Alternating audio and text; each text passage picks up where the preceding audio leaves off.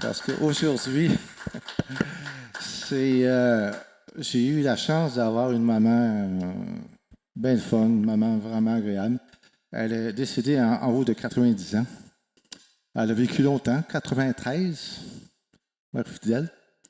Donc, merci Seigneur, j'ai vraiment une bonne maman. Il y a quelqu'un ici qui la connaît un petit peu, qui a eu l'occasion de la connaître.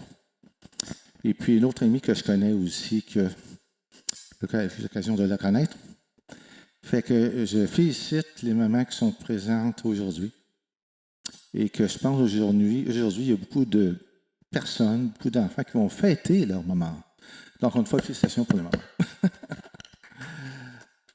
OK. Donc, Jean 17, 14. Jean 17.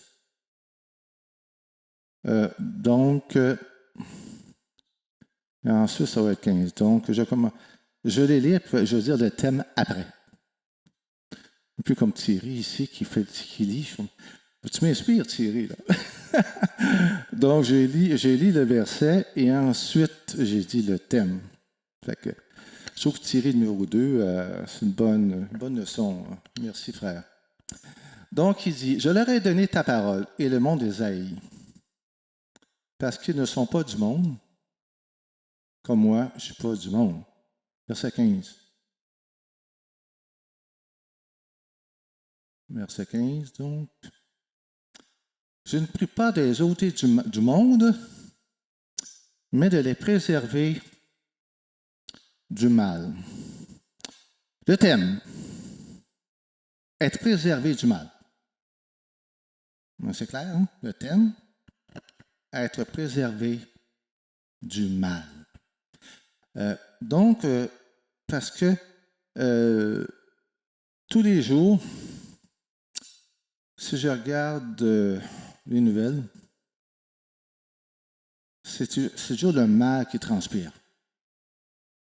à travers les masses médias.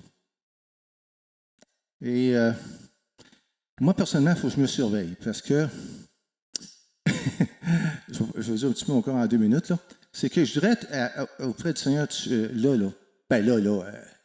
je suis chez nous, là, parce que quand on regarde le monde, c'est déprimant.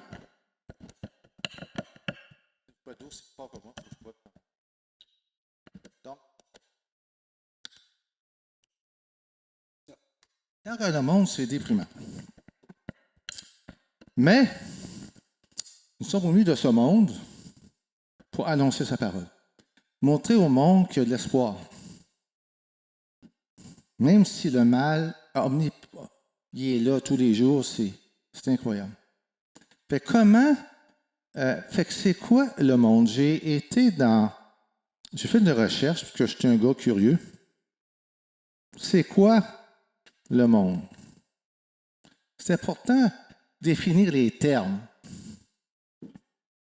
Hein, quand il dit « Je ne prie pas des ôter du monde », c'est quoi le monde? C'est facile à lire. Pour le commun des mortels, c'est quoi le monde? Alors, comme je suis une personne qui aime faire des recherches, ça, c'est un don, c'est une qualité, je pense, que Dieu m'a donnée. J'aime faire des recherches.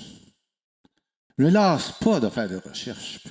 Je vais à la bibliothèque, puis moi, j'ai une bibliothèque mentale, si je puis dire, où Dieu m'a donné ce don-là, le don d'écriture aussi, puis mon roman s'en vient bientôt, là. Ça s'en vient bientôt, mon roman, là.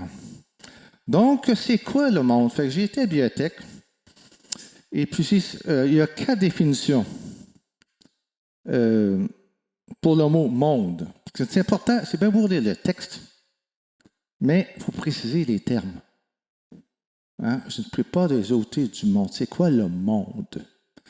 Puis je vais le dire textuellement. C'est quoi le monde? 4b. L'état d'esprit, les aspirations, les valeurs, la façon de vivre et d'agir propre à ceux qui sont loin de Dieu. Donc, je répète une dernière fois. L'état d'esprit, les aspirations, les valeurs, la façon de vivre et d'agir propre à ceux qui sont loin de Dieu. Donc, l'état d'esprit. Hein, l'état d'esprit. Donc, à chaque matin, moi, quand je suis seul dans mon appartement, c'est sûr, il y a Jésus, mais ça, c'est la réponse classique. Jésus est avec toi. Oui, Jésus est avec moi. Right, c'est sûr. Là. Mais en termes humainement parlant, je suis tout seul. Quand je me couche ce soir puis je me lève, je suis tout seul. Humainement parlant, je parle. Poignée de fait que je suis seul, humainement parlant. C'est, quand on me dit Jésus est avec toi, oui, plus spirituel, oui. Ça, c'est la réponse classique que certaines personnes me donnent. Ben, c'est vrai, Jésus est avec moi. Mais humainement parlant, je ne vais pas dire bonjour à tasse de café, même je dirais bonjour, elle ne va pas me répondre. En tout cas, fin de parenthèse. Donc, l'état d'esprit, c'est quoi? C'est pour ça que je parlais beaucoup de la philosophie aujourd'hui. Parce que la philosophie, c'est un état d'esprit. On a vu que chaque matin, c'est pour ça qu'on chantait, c'est un combat. C'est la chanson qu'on écoutait. C'est un combat. Un état d'esprit. Dans quel état d'esprit que André ou à vous autres, frères et sœurs, va nourrir? Hein? Fait que c'est ça. Fait que le mal, puis là, je prends la deuxième partie. Le mal, puis on va dans justement Ecclésiaste 3:11. Ecclésiaste 3. Je répète, le thème, c'est être préservé du mal. Bon, je vais les lire puis je vais dire mon commentaire après. Il fait toutes choses bonnes en son temps. Mais il a mis dans leur cœur la pensée de l'éternité. Bien que l'homme ne puisse pas saisir l'œuvre que Dieu fait, du commencement jusqu'à la fin. Et je pense que ceux et celles qui ont dit oui, moi j'en suis convaincu personnellement, parce que j'ai accepté le Seigneur, j'étais à Cartierville en 82. Je pense que j'en suis convaincu que ceux et celles qui ont dit oui dans leur cœur, parce que c'est à cause que Dieu a mis la pensée de l'éternité. Puis c'est important pour moi, Ecclésiaste 3:11, la pensée de l'éternité. Quelle pensée? Donc, l'homme, puis quand il dit, bien que l'homme ne puisse pas saisir l'œuvre que Dieu fait. Fait que l'homme en lui-même, je crois que l'homme déteste le vide. Ça, avec l'expérience que j'ai de la vie, je suis convaincu qu'ils disent ou non que l'homme déteste le vide. Parce que veut pas, je parle avec des gens, des fois, ça m'arrive, hein, que les gens cherchent. Ils ne trouvent pas, c'est comme un jello, ils cherchent la solution. Ils cherchent, ils essaient de saisir l'œuvre, ils sont incapables de saisir l'œuvre que Dieu fait. Et c'est pour ça qu'on va aller dans Colossiens 2:11. Colossiens 2:11. Je vais lire et ensuite je vais dire le commentaire. Donc, je ne l'ai pas fait ici. Bon. Et c'est en lui, non, Colossiens, non, c'est pas celui-là, je suis trompé, là, c'est pas lui. Bon, là, une erreur technique, là. C'est pas que, là, non, là, c'est pas celui-là, là, ça sera pas long, parce que c'est pas ce... Ça sera long, frères et sœurs, hein, une panne de temporaire, là. Quand il dit... Non, excusez, 2:8 en arrière, je me suis trompé. 2:8, hein, l'erreur est humaine, voyez-vous? L'erreur est humaine. Prenez garde. Je vais lire le texte, puis ensuite je vais dire le commentaire. Prenez garde que personne ne fasse de vous sa proie par la philosophie et par une vaine tromperie, s'appuyant sur la tradition des hommes, sur les rudiments du monde et non sur Christ. Et c'est pour ça que je vais parler beaucoup de la philosophie contemporaine et la philosophie dans Acte 17, mais ça, c'est un peu plus tard. OK? Parce que toute société, mais que tout à l'heure, je suis rendu, j'en ai vu toutes sortes d'affaires, que les gens, plus j'observe les gens, plus la pensée des gens, il y a toujours une philosophie en arrière. Un exemple, Karl Marx, un philosophe allemand. Il a fait ses écrits, il avait pensé philosophique. Karl Marx a fondé le communisme. Le communisme vient des écrits de Karl Marx. Jean-Jacques Rousseau, qui est un Français, par sa philosophie, il a amené la démocratie. Sauf que la démocratie, c'est une vraie affaire, cette démocratie, bien, disons que ça a produit la démocratie, les écrits de Jean-Jacques Rousseau. Donc, toute société part d'un aspect philosophique. Mais Paul dit de faire attention à la philosophie, parce que ceci nous amène à des tromperies. Nous amène à ne pas résoudre le problème de la séparation avec Dieu. C'est que la philosophie, malheureusement, on ne peut pas connaître Dieu par la philosophie. Hein? C'est une séparation. C'est pour ça qu'il dit, Paul, quand on accueille la philosophie, on devient une proie. C'est comme l'ennemi est à la chasse. Qui va dévorer? Hein? La philosophie, c'est un des mâles, parce qu'on a vu au début que préserver du mal, il y a la chair, le monde et Satan. Mais Satan est vaincu. Mais Satan se sert de la philosophie pour égarer les hommes.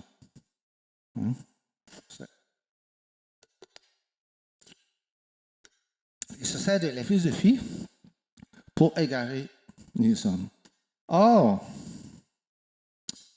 dans 2 Timothée 4,10, dans 2 Timothée 4,10, je vais lire les commentaires après. 2 Timothée 4,10, c'est ça. Là. Car Démas m'a abandonné par amour pour le siècle présent. Il est parti pour Thessalonique, puis la scène est allé encore en Galatie, et Tite en Dalmatie. C'est la première partie là, du verset que je souligne. Car Démas m'a abandonné pour amour pour le siècle présent. Par amour pour le siècle présent. Et quand je disais ça cette semaine, on me levait le matin et me dit André, vas-tu te choix chaque jour de aimer le siècle présent ou haïr le siècle présent? On dit ce choix tout le temps, chaque seconde. Parce qu'on n'a pas vraiment une vie difficile au Québec par rapport aux chrétiens en Chine qui sont. C'est très difficile, les chrétiens en Chine. Corée du Nord, en tout cas, plein de pays où, malheureusement, c'est très difficile de vivre comme croyant. Mais, on est au Québec dans une société d'abondance, une société où on peut avoir tout cuit dans le bec, ou une société où. C'est sûr qu'il y a des crises de logement au Québec, tout ça, mais à la base, on est un pays d'abondance. OK?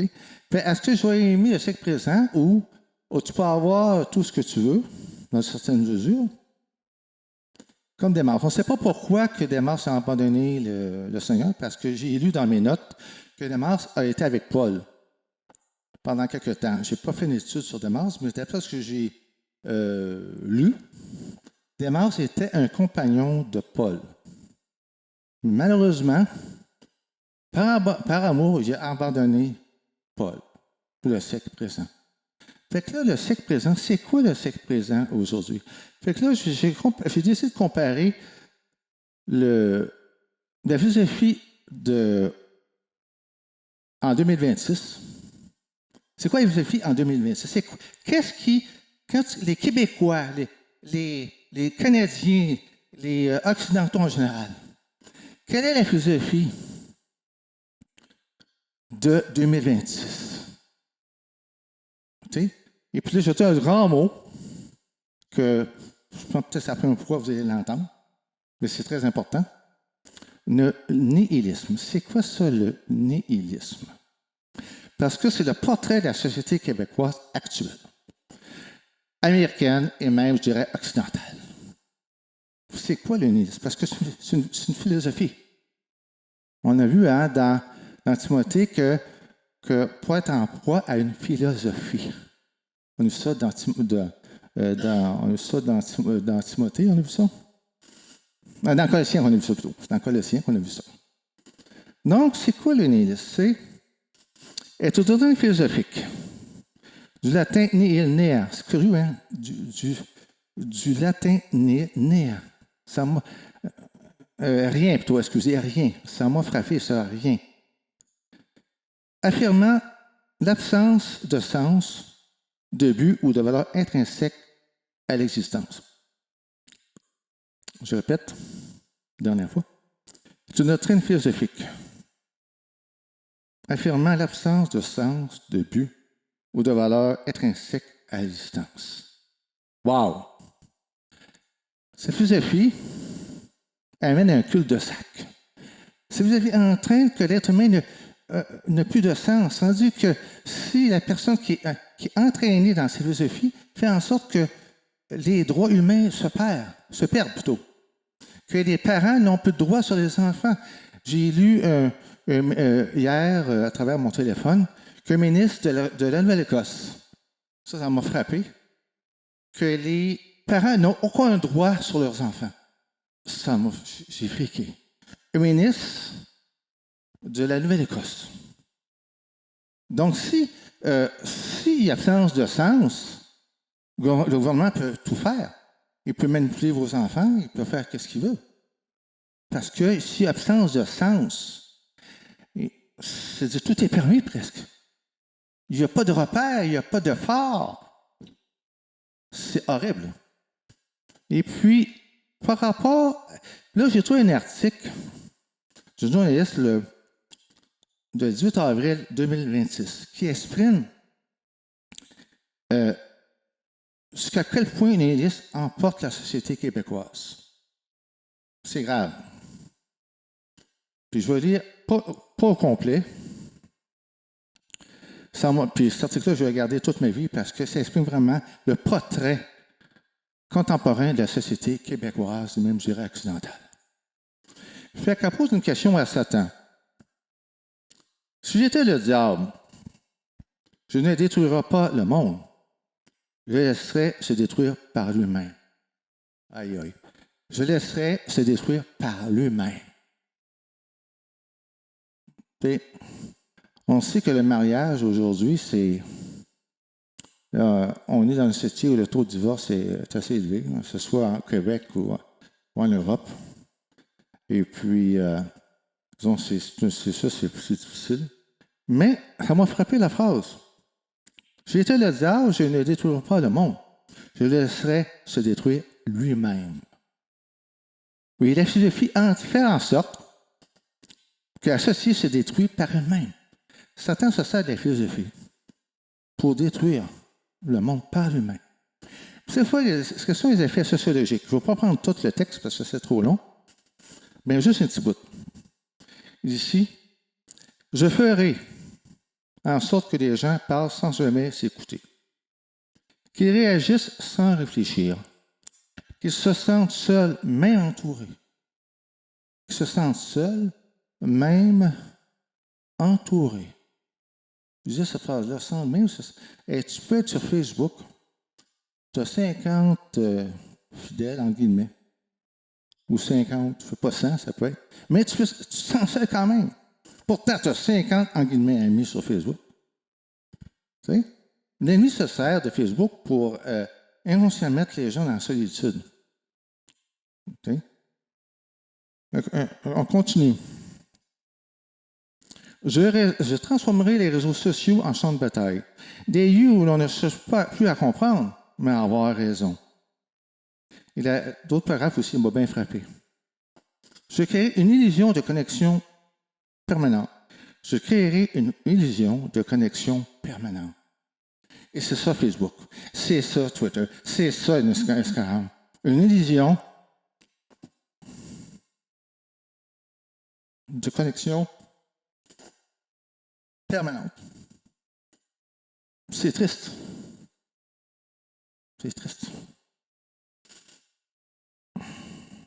Des milliers d'amis virtuels, mais de moins en moins de liens réels. De moins en moins de liens réels. Sur des bouts, dit, je ferai croire à chacun qui détient la vérité et que l'autre est le problème. Et que l'autre est le problème. Parce qu'une société divisée n'a pas besoin d'être attaquée. Elle s'effondre en toute seule. Puis le dernier paragraphe, avant d'aller à Acte 17. Je donnerai tout de suite, mais sans direction. Je donnerai tout de suite, mais sans direction. On est dans cette idée de fast-food, où va vite, où les gens ne prennent pas le temps de réfléchir. OK? On voit la rapidité. On veut une réponse vite, sans réfléchir. Puis je suis tombé dans le panneau moi-même. Je ne suis pas meilleur que les autres. Okay? Je fais en sorte que... Cette phrase-là aussi m'a bien parlé. Je ferai en sorte que plus personne ne sache vraiment ce qui est vrai, ce qui est bien, ce qui est important. Wow! Je ferai en sorte que plus personne ne sache vraiment ce qui est vrai, ce qui est bien ou ce qui est important. Et c'est ça que Satan utilise du monde, par les philosophie, pour enlever ce qui est vrai, ce qui est bien ou ce qui est important. Okay? Or, on pense que c'est juste aujourd'hui, mais si on va dans Acte 17, hein, Acte 17, où on voit que les gens, les Athéniens, cherchaient par des philosophes ce qui était bien, cherchaient bien, mais ne trouvaient pas. Hein, cherchaient, mais ne trouvaient pas. Ils cherchaient ce qui était vrai, ce qui était bien, ce qui était important. C'était une panoplie, c'était une abondance de philosophes à Athènes. C'est important, quand on lit un texte, de comprendre l'aspect culturel de l'époque. Pour comprendre dans quelle culture baignait Athènes quand Paul a visité cette ville. OK? Alors, j'ai fait une petite recherche là-dessus, sur la culture d'Athènes. Hein? Encore à travers mes recherches à la bibliothèque. C'est marqué dans le document que j'ai ici. Au total, on estime qu'il y avait des centaines de dieux vénérés à Athènes, chacun ayant un rôle à jouer dans la vie des mortels. Centaines, pas 20, pas 30, une centaine. Je pensais que c'était juste 10, mais une centaine. Il y avait Zeus, le roi des dieux du ciel. Il y avait Athéna, déesse de la sagesse et de la guerre. Apollon, dieu de la musique. Ou encore Déméter, déesse de l'agriculture. Donc, il y avait, et c'est pour ça qu'il y avait un autre aspect par rapport à la culture athénienne, quand Paul visitait la ville. Il dit ceci, que les dieux de l'Olympe étaient également souvent impliqués dans les affaires des mortels. influençant le destin des héros et des citoyens. Donc, on voit que même si on recule dans le temps, 2026, puis on recule à l'époque d'Athènes, la philosophie entraînait l'aveuglement spirituel des gens. Et c'est pour ça que je vais lire beaucoup sur Acte 17, parce que même si c'était... Fait qu'on compare l'article que j'ai lu aujourd'hui en 2026, l'époque d'Athènes, c'est le même piège. La philosophie entraîne les gens au chaos, entraîne les gens à la rupture avec Dieu. Parce que les gens essaient de résoudre le problème par eux-mêmes. Ils tâtonnent, mais, comme je disais au début, le mal est là, mais ils ne sont pas capables d'identifier, définir le mal. C'est pour ça que c'est important, c'est pour ça que mon message de ce matin est préservé du mal. C'est tellement, tellement, tellement important. Donc, je vais lire Acte 17, puis je vais me servir beaucoup de Acte 17 pour c'est ça, pour faire des commentaires. Bon, on lit. Comme Paul les attendait à Athènes, il sentait au-dedans de lui son esprit s'irriter à la vue de cette ville pleine d'idoles. Je continue. Il s'entretenait donc dans la synagogue avec les Juifs et les hommes craignant Dieu et sur la place publique, chaque jour avec ceux qu'il rencontrait. Continue. Quelques philosophes. Philosophes. Hein? Je dis que Athènes, c'est la foire des philosophes. La ville aimait écouter les philosophes. Mais n'écoutez pas Dieu, écoutez les philosophes. Hein? On voit que ça a eu pendant 2 minutes, au lieu de voir consulter l'Éternel, il était voir avec les cartes, une comme ancienne, une Saül, au lieu d'aller vers Dieu, il a d'avoir une femme pour trouver la solution à son problème. Hein? Fait que les philosophes étaient très... Fait que là, justement, je vais parler brièvement des philosophes épicuriens et stoïciens. C'est quoi? Parce que c'est quoi ça? Justement, ma Bible, c'est le fun, j'ai l'information en bas. Fait que c'est quoi les épicuriens? Bon, les épicuriens, aux disciples d'Épicure. Épicure. Wow! Un philosophe du temps d'Athènes. Il ne s'appelait pas Karl Marx. Il ne s'appelait pas Jean-Jacques Rousseau. Il s'appelait Épicure. Les épicuriens. C'est quoi les épicuriens? OK. Bon, épicurien, ça vient d'Épicure, un grec, considérait que la recherche de la pure vérité au moyen de la raison était vaine. Il recherchait plutôt la véritable jouissance que procure l'expérience. Donc, on voit, sûrement il y a des épicuriens au Québec. Je ne pense pas que c'est pas juste l'époque d'Athènes, mais c'était très populaire à l'époque à Athènes. Puis les stoïciens, c'est quoi eux autres? Qu'est-ce qu'ils mangent eux autres? Façon de parler.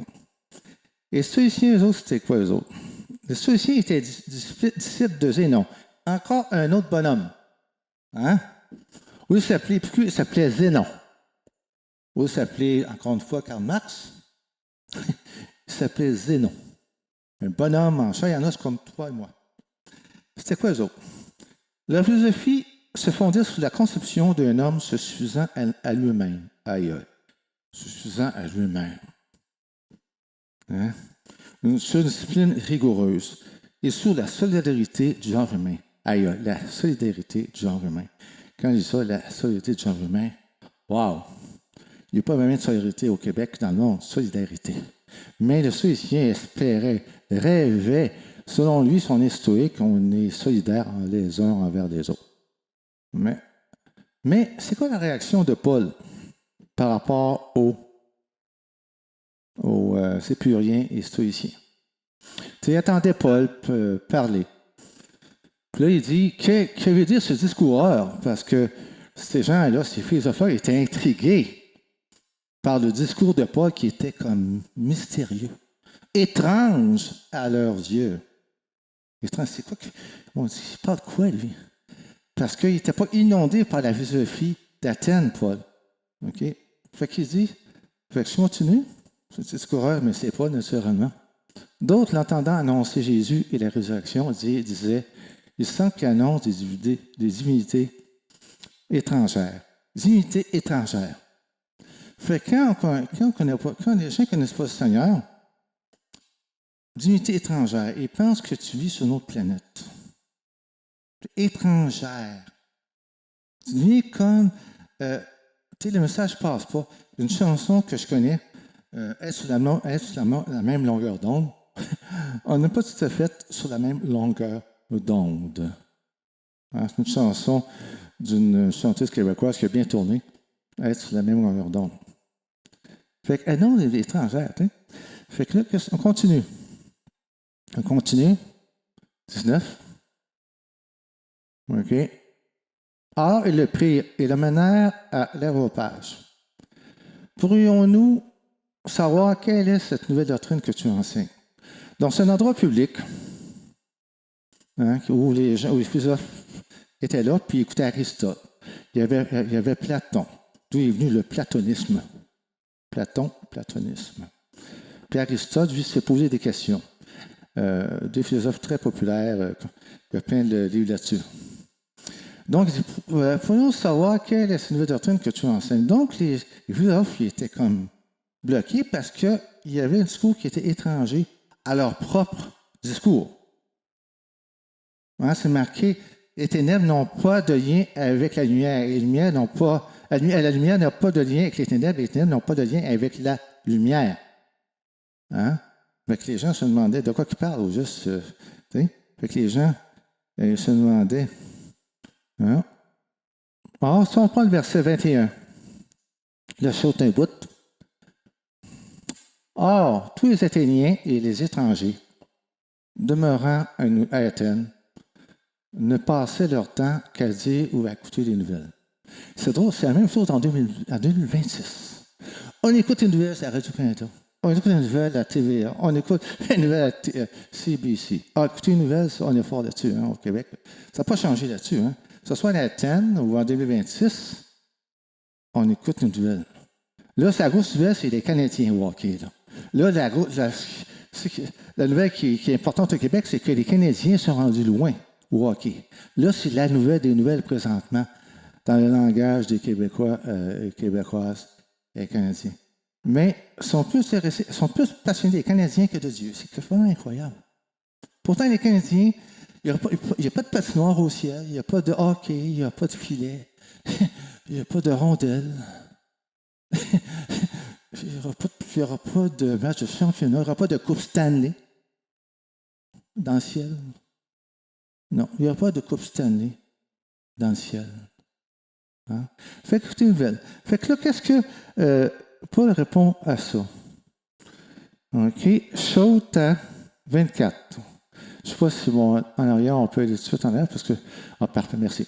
Le Dieu qui a fait le monde et tout ce qui se trouve, étant le Seigneur du ciel et de la terre, n'habite point dans les temples faits de main d'homme. On sait qu'à un certain moment, l'Éternel était présent dans le temple. Nous sommes dans la Nouvelle Alliance. Donc, c'est sûr que nous en faisons. Puis, 25. Okay. Il n'est point servi par des mains humaines, comme s'il avait besoin de quoi que ce soit.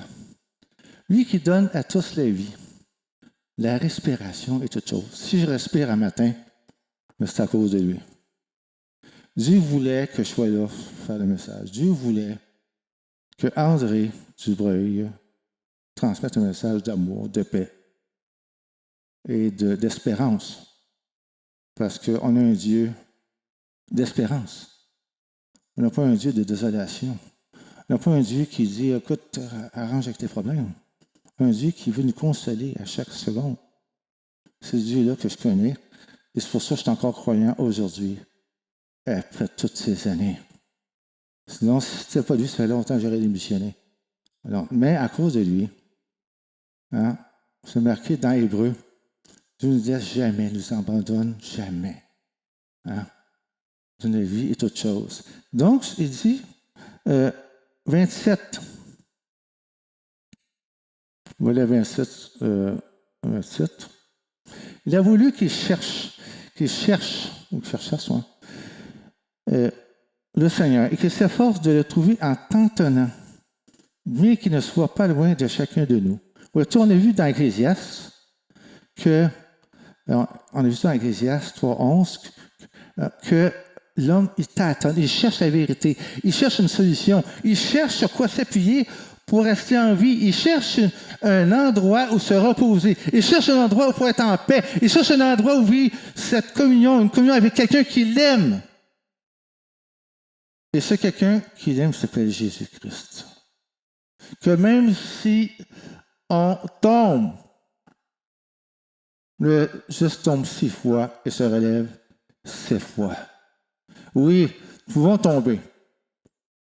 Nous pouvons mentir. Que qui ne ment pas dans les vies des fois? C'est pas vrai qu'on ment. Mais Dieu, il pardonne. Parce que le juste tombe 6 fois, mais il se relève 7 fois parce qu'il est déclaré juste par le sang de l'agneau. OK, je continue. 29. Ainsi donc, étant la race de Dieu, nous ne devons pas croire que la divinité soit semblable à de l'or, à de l'argent ou à de la pierre, sculptée par l'art ou l'esprit de l'homme. Vois-tu, c'est pour ça que Satan a changé sa méthode. Au lieu de statues, il a pris l'IA. J'ai fait une affaire sur l'IA hier.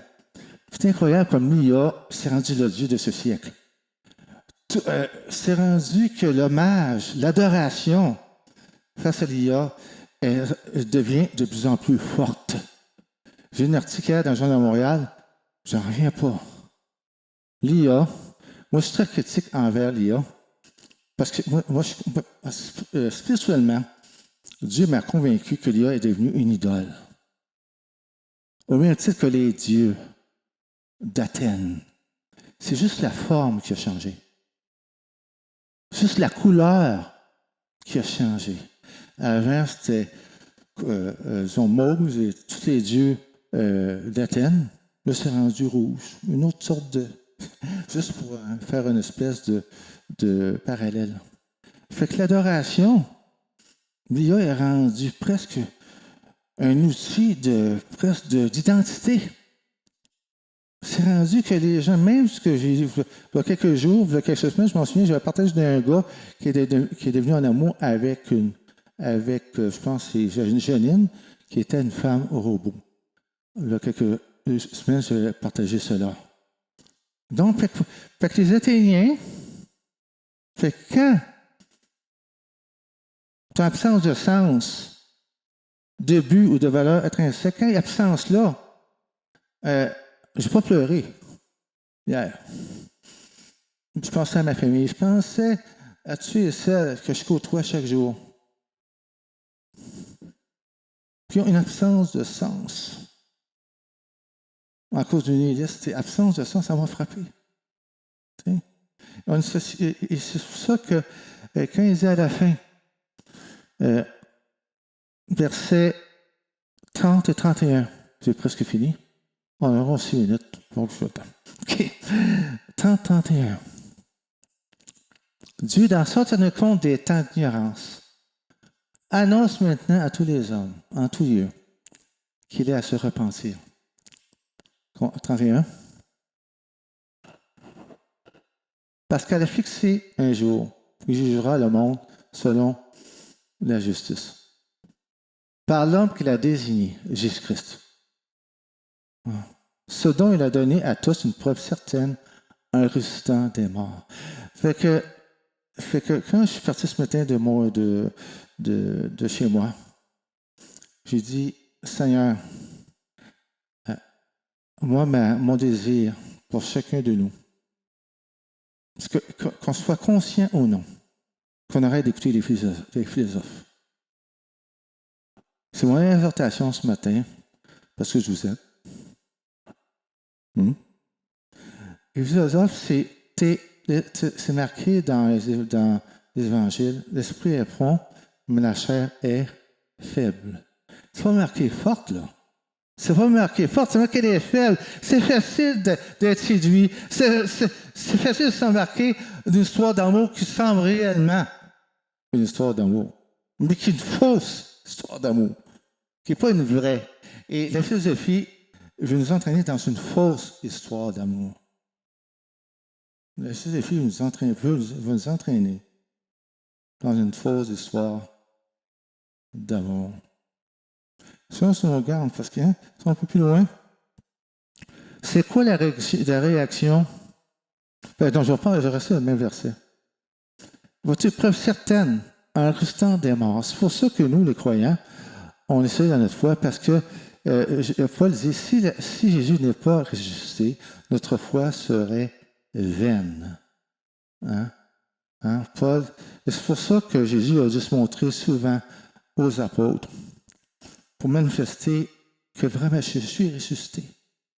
Et la philosophie nous entraîne vers la mort, mais par un homme nous entraîne à la vie. La philosophie est pernicieuse, elle est vraiment subtile.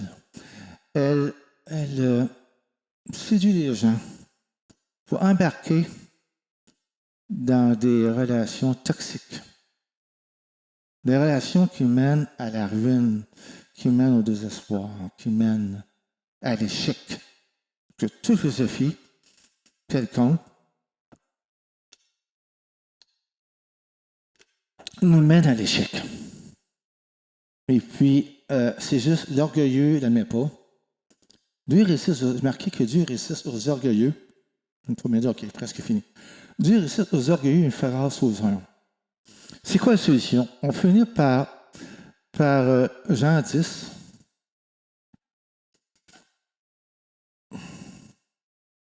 Jean 10, qui dit,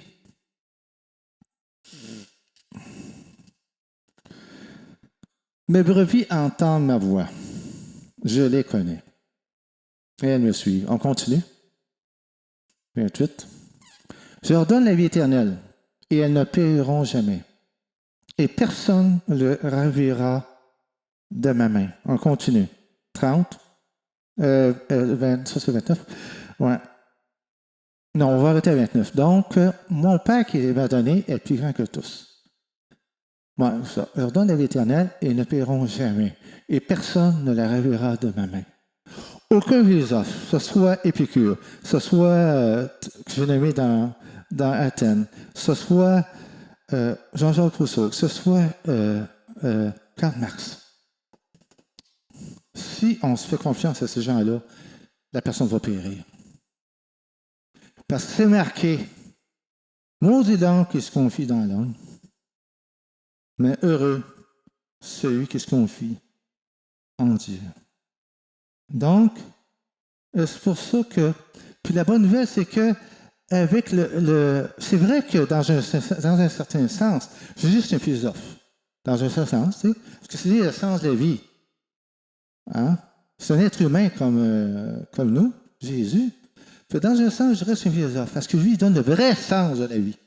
On a vu par Jésus-Christ, nous savons ce qui est vrai. Par Jésus, nous savons ce qui est bien. Et par Jésus, nous savons ce qui est important. OK. Donc, pour conclure, soyons vigilants par rapport à la philosophie, parce que, pour ça, je vais vous poser par la question à la fin, qui dit, la vraie question n'est peut-être pas que ferait le diable, mais plutôt, que faisons-nous pour ne pas lui ressembler? Vous laissez cette question-là. Je vous laisse avec question. Que faisons-nous, je ne sais pas si vous pour ne pas lui ressembler? OK, donc, la question ultime, hein? C'est à la fin de mon texte ici. La vraie question n'est peut-être pas que ferait le diable, mais plutôt, que faisons-nous pour ne pas lui ressembler? Oui, que faisons-nous pour ne pas lui ressembler? Puis je ne pense pas qu'elle est croyante, mais ça m'a frappé la fin de son texte. Que faisons-nous pour ne pas lui ressembler? Il se demande une discipline que l'Esprit Saint seul peut nous donner. Parce que sans l'Esprit Saint, je n'ai pas de discipline. J'ai besoin de lui parce que moi, là, des fois, mes raisonnements, ça tourne dans ma tête. Fait que, des fois, c'est vraiment les. Bon, tu sais, c'est le hamster dans la roulette, là. Non, on a besoin, ça a besoin de discipline mentale. Il ne faut pas être comme le renonceur. Donc, je répète une dernière fois la question. Que faisons-nous pour ne pas lui ressembler? Seigneur, j'espère que ce message a été a touché quelqu'un, parce que moi, mon but ce matin, tu dis dans ta parole que Moïse, ma bouche sera dans ta bouche. Oui, Seigneur, fait que bénis chacun de nous et que vraiment qu'on se rappelle que de ne pas être d'être prudent face à la philosophie, sachant que ceci, c'est toxique et que ceci, elle amène un poison qui amène à la mort au nom de Jésus-Christ.